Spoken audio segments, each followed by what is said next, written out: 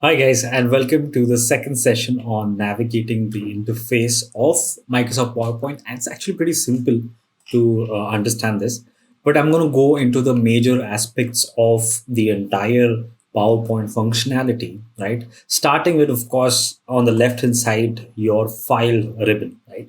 Out here, you will find most of the master settings of, saving a file and opening a file using a theme.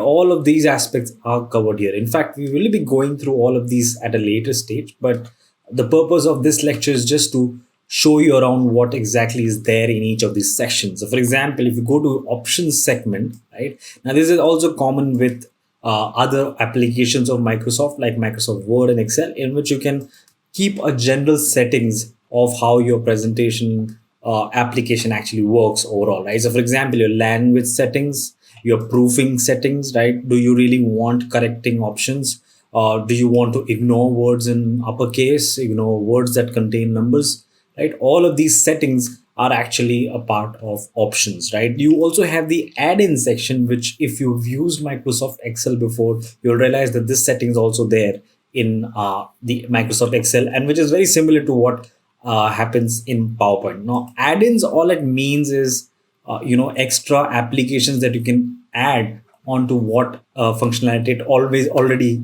possesses in terms of the default settings, right? So that's what the options segment is. Your account obviously is related to your Microsoft 365 account if you're holding a license of Office 365, right? Then you've got your export share, which we rarely use.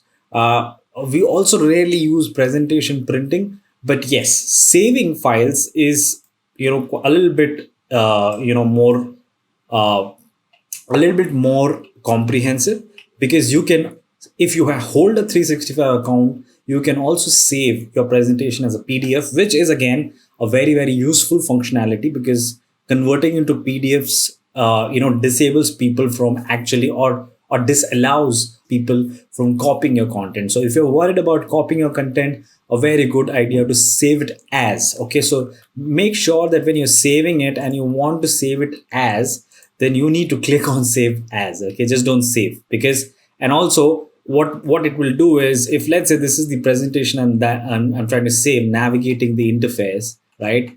And let's say I have already saved this in the desktop and I want a PDF version of this. So nothing is going to happen to my original file. All that is going to happen is a duplicate is going to get created in another format.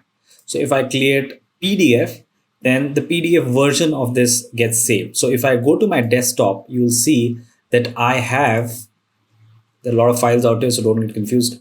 There you go. So navigating the interface PDF format, and if you open this, more or less most of the animations, most of the editing that you've done should reflect in even in case of the PDF format. But a bit of things which probably smart ads which are not it's not difficult, it's very difficult to show it in terms of a PDF, might just get removed, right? So be aware, and most likely Microsoft PowerPoint will give you a notification on what things which should not work in case of a PDF, right? So that's what is in the save functionality. Make sure also to keep an auto save option, right? Now that also depends upon whether you are saving it to the PC or you are saving it on OneDrive. Now OneDrive is nothing but the drive given by Microsoft. Else, what you could do is just press Control S. Okay, just Control S.